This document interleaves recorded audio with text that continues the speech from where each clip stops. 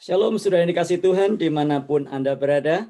Hari ini kita akan terus lanjutkan pelajaran kita. Dan sembari kita juga merenungkan firman Tuhan, kita tiba pada bahasan Injil Matius pasal 12, lanjutan dari yang kemarin. Kita membahas ayat yang ke-25 hingga ayat yang ke-29. Demikianlah firman Tuhan.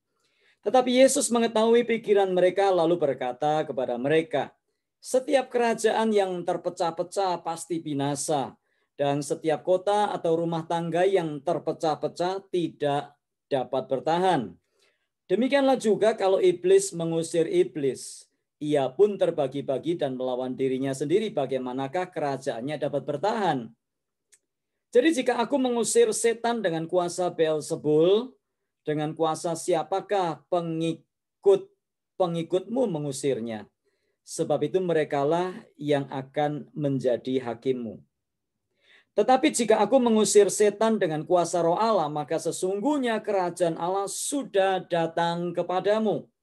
Atau bagaimanakah orang dapat memasuki rumah seorang yang kuat dan merampas harta bendanya, apabila tidak diikatnya dahulu orang kuat itu, sesudah diikatnya barulah dapat ia merampok rumah itu. Nah, ayat atau perikop ini cukup panjang dan saya memutuskan untuk membaginya menjadi dua bagian, dan ayat 25 hingga ayat 29 ini adalah bagian yang pertama, dan besok kita lanjutkan ayat 30 dan seterusnya, bagaimana Yesus menjawab tuduhan orang-orang Farisi bahwa Yesus melakukan pelayanannya atau mengusir roh jahat dengan kuasa Beelzebul atau penghulu setan.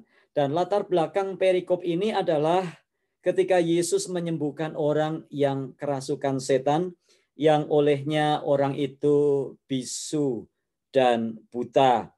Lalu setelah Yesus menyembuhkan orang itu, Yesus mengusir setan daripadanya sehingga orang itu bisa kembali melihat dan berkata-kata.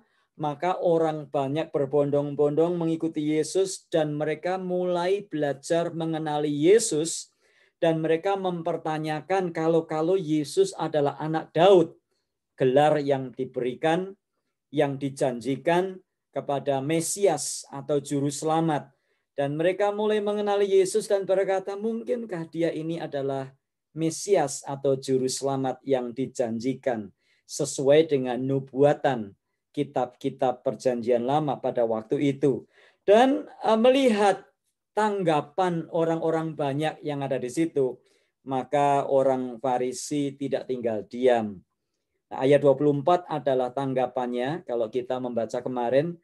Tetapi ketika orang Farisi mendengarnya, mereka berkata, dengan Beelzebul, penghulu setan, ia mengusir setan. Inilah tuduhan yang diberikan oleh orang-orang Farisi kepada Yesus karena mujizat dan mujizat yang dilakukan dari hari ke hari, bukan hanya sakit penyakit yang ditaklukkannya, tetapi juga roh-roh jahat diusirnya. Nah, apa respon Yesus ketika dituduh dan diperkatakan kepadanya kata-kata tuduhan yang keji seperti itu? Kita lihat respon Yesus. Yesus tidak marah-marah. Yesus tidak membela dirinya dengan cara-cara yang tidak betul. Tetapi justru kita melihat di sini Yesus membalasnya, meresponnya dengan cara yang sangat elegan, menjelaskan dan membuka jalan pikiran orang-orang yang hadir di situ pada waktu itu, khususnya orang-orang Farisi. Nah, apa yang terjadi dengan kita kalau kita hidup di zaman seperti ini dan kepada kita dituduhkan hal seperti itu? Kita mungkin sudah sewa pengacara-pengacara top ya. Orang-orang pengacara-pengacara yang sering keluar masuk TV ya, punya Instagram dengan sekian juta followers dan sebagainya. Tetapi kita melihat di sini Yesus mementahkan argumen orang Farisi itu dengan beberapa poin. Yang pertama, Yesus berkata, kalau dia menggunakan kuasa Beelzebul atau kuasa penghulu setan, Yesus katakan, apakah mungkin setan mengusir setan. Oke dah, kalau seandainya itu terjadi, kalau setan mengusir setan atau iblis mengusir iblis, iblis mengusir roh jahat, lalu buat apa kita ini memerangi pekerjaan setan kan? Efesus pasal yang ke-6 berkata, supaya kita kuat di dalam Tuhan dan mengenakan seluruh persenjataan kuasa Allah, selengkap senjata Allah.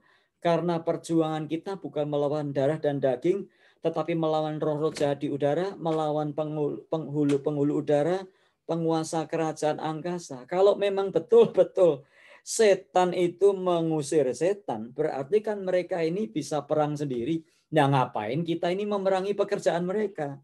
Biarkan saja, toh nanti mereka kan juga saling bertempur satu dengan lainnya, saling membunuh dan sebagainya. Nah, inilah yang sedang Yesus maksudkan. Biarkan saja, tidak usah memuji pekerjaan setan, karena toh kerajaan setan akan hancur dengan sendirinya. Nah, ayat 27, kalau Yesus mengusir setan dan menang, lalu dengan kuasa manakah orang-orang Yahudi mengusir setan? Ayat 27, jadi jika aku mengusir setan dengan kuasa Beelzebul, dengan kuasa siapakah pengikut-pengikutmu mengusirnya? Jadi rupa-rupanya orang-orang Yahudi pada masa lalu juga melakukan pengusiran setan. Hanya saja menurut literatur yang saya baca, orang-orang Yahudi ini melakukan semacam ritual pengusiran setan dengan berbagai macam cara, ya, dengan menggunakan ramu-ramuan, dengan menggunakan ritual-ritual, dan biasanya upacara pengusiran setan ini berlangsung dalam waktu yang cukup lama dan tidak ada jaminan bahwa setannya lari. Bahkan seringkali mereka justru yang dikacaukan oleh setan. Mereka justru yang diganggu oleh kuasa setan itu. Nah, Yesus sedang membuka pikiran orang-orang Yahudi pada waktu itu dan berkata, kalau aku mengusir setan dan menang, lalu dengan kuasa mana kamu itu mengusir setan? Kalau kamu mengusir setan dan makan waktu berhari-hari dan kamu itu pada kenyataannya kesulitan dan kamu nggak bisa ngusir setan, kamu masih bangga, masih mengaku, masih mengklaim bahwa kamu menggunakan kuasa Allah. Ya, karena kalau para pengikutnya orang-orang Farisi, para pengikut Yahudi ini, mereka mengusir setan dan mereka mengklaim bahwa mereka adalah keturunan Allah, menyembah Adonai, menyembah Hashem, menyembah YHWH, dan kenyataannya gagal. Masakan Tuhan kalah sama setan? Jelas nggak mungkin dong. Ya, nah ayat 28, karenanya Yesus berkata, kalau Yesus mengusir setan dengan kuasa roh Allah, Yesus katakan, maka kerajaan Allah sudah datang kepadamu. Secara tidak langsung, Yesus ingin berkata, kalau aku mengusir setan dengan kuasa Allah, sesungguhnya kerajaan Allah sudah datang kepadamu. Dengan kata lain, Yesus sedang ingin menunjukkan siapa dia. Dia adalah pribadi yang datang dari surga. Dia adalah firman yang menjadi manusia. Dia adalah anak Allah yang hidup.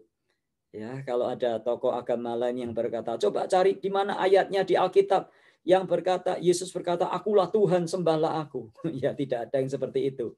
Tapi dari kata-kata di dalam Injil Matius 12 ayat 28 ini kita tahu bahwa Yesus sedang ingin membuka siapa dirinya, bahwa dia adalah anak Allah yang turun ke dalam dunia, yang patutlah kita ini datang mengikut, percaya kepadanya, dan menyembah dia. Jadi sekali lagi, Yesus menunjukkan siapa dirinya tanpa marah-marah, tanpa harus berperangai seperti orang-orang yang kesurupan. Apa yang kita pelajari? Banyak yang kita pelajari dari sini. Selain ketuhanan Kristus, selain kemenangan Kristus atas kuasa gelap dan atas setan, selain dominasi kerajaan Allah atas kerajaan setan, ada satu yang menarik saya di sini adalah bahwa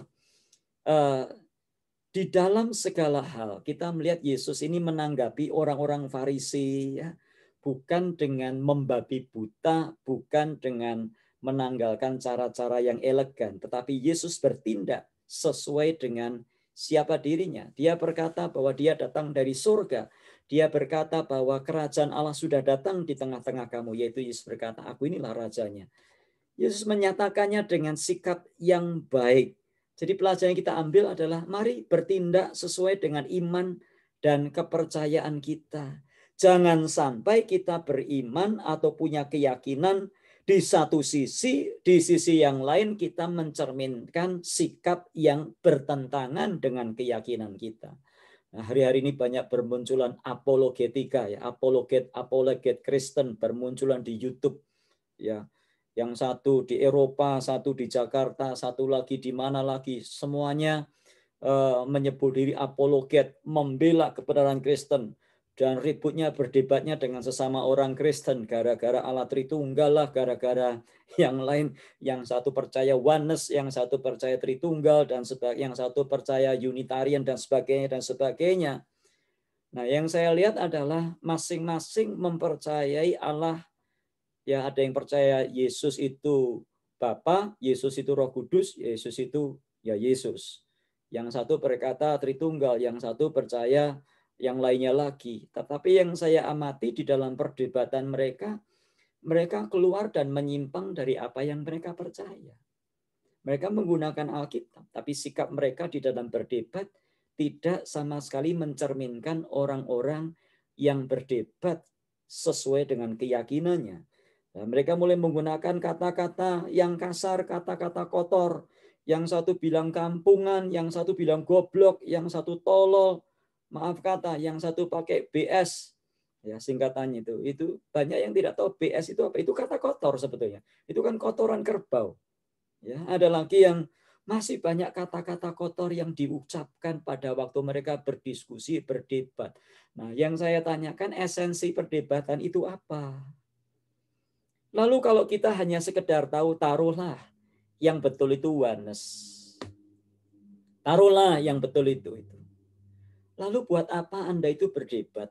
Lalu Anda mengucapkan kata-kata kotor. Buat apa? Bagi saya iman kita ditunjukkan melalui perkataan dan perbuatan kita. Bukan dari kemenangan kita berdebat. Anda mungkin percaya Allah Tritunggal. Tapi buat apa kita ini berdebat dan kita mengklaim kemenangan dalam perdebatan? Sedangkan kita sudah kalah di dalam bersikap, bertingkah laku, bertutur kata. Oke, mungkin kita mengatakan seseorang bidat atau sesat. Tapi tidak perlu kita menggunakan kata-kata yang kotor seperti itu. Toh Yesus tidak pernah menggunakan hal itu. Nah, kita mungkin berargumen, ya tapi itu lihat Yesus Pak. Yesus berkata kepada orang-orang Yahudi keturunan ular beludak. Ya tapi itu kan sekali. Itu enggak tiap kali kan, enggak ketemu tiap orang, enggak ketemu orang Farisi, hei keturunan ular beludak, hei keturunan orang beludak, kan enggak begitu. Nah, kita ini seringkali memperkosa ayat, menggunakan ayat, satu ayat untuk menjustifikasi, membenarkan tindakan kita yang keliru. Hanya karena Yesus marah di bait Allah, karena bait Allah sudah disalahgunakan untuk berjual beli, berdagang, dan melakukan tindakan-tindakan yang salah, lalu kita bersembunyi di balik ayat itu, tiap kali marah-marah, ya. Lalu setiap kali ditegur kita berkata, ya Yesus kan juga marah-marah. Nah, ini yang saya katakan membangun teologi berdasarkan satu ayat. Mari kita hidup sesuai dengan keyakinan atau iman atau kepercayaan kita. Kalau kita mengikut Yesus, seharusnya sikap hidup kita mencerminkan kasih. Bukan malah terus kita hidup dalam amarah dan permusuhan dengan sesama, apalagi dengan anggota keluarga kita sendiri. Di Instagram, setiap kali posting status, Jesus loves you. Jesus loves you. Bagi Allah tidak ada yang mustahil. Tapi ada masalah sedikit, panggil lawyer. Ada masalah sedikit, cari advokat. Ada masalah sedikit, langsung gugat-gugatan. Lalu bagaimana? Ya, bahkan ada yang masalah gereja digugat di pengadilan. Ini sudah menyimpang dari maksud yang dijelaskan Paulus dalam surat Korintus. Ini yang saya katakan perilaku, perkataan, perbuatan yang seringkali bertentangan dengan iman, keyakinan yang kita bahkan kita sebutkan, kita nyatakan di Instagram, di Facebook, di Twitter, di apapun juga. Masih banyak contoh yang lain. Tetapi intinya, kalau Yesus yang datang dari surga saja dituduh bahwa dia itu pakai kuasa setan dan Yesus menghadapinya bukan dengan marah-marah, tapi Yesus menghadapinya dengan cara surga karena memang dia datang dari surga. Mari kita pun juga bersikap demikian. Hiduplah sesuai dengan apa yang kita yakini dan kita percayai. Bukankah Filipi pasal 3 ayat 20 berkata, sebab kewargaan kita adalah di dalam surga. Yohanes 1 ayat 12, dan setiap orang yang percaya kepadanya diberi kuasa untuk menjadi anak Allah. Bersikaplah sebagai anak-anak Allah. Bersikaplah sebagai warga kerajaan surga, bukan warga kerajaan dunia yang tidak karu-karuan ini. Kiranya Tuhan memberkati kita dan menolong kita untuk terus bersikap sesuai dengan keyakinan iman percaya kita bahwa kita adalah warga kerajaan surga. Mari berdoa. Terima kasih Tuhan buat firman-Mu. Yakinkan dan tolong kami untuk kami hidup sesuai dengan iman, keyakinan, kepercayaan kami. Kalau kami mengikut Yesus, maka seharusnya sikap kami dalam menghadapi segala perkara adalah sikap yang seperti Tuhan Yesus.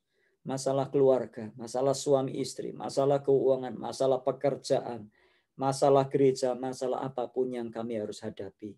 Bahkan kalau kami berhadapan dengan orang-orang yang memfitnah, yang menuduh kami, ajar kami bersikap dengan sikap surgawi, sama seperti Yesus sudah bersikap dan menjadi contoh dan teladan bagi kami lewat Matius pasal 12 ayat 25 hingga ayat 29 yang kami sudah pelajari hari ini. Tolong kami ya Roh Kudus untuk mampu melakukan firman-Mu ini. Dalam Tuhan Yesus kami berdoa. Amin. Tuhan memberkati kita sekalian. Sampai jumpa esok dalam bahasan ayat selanjutnya. Amin.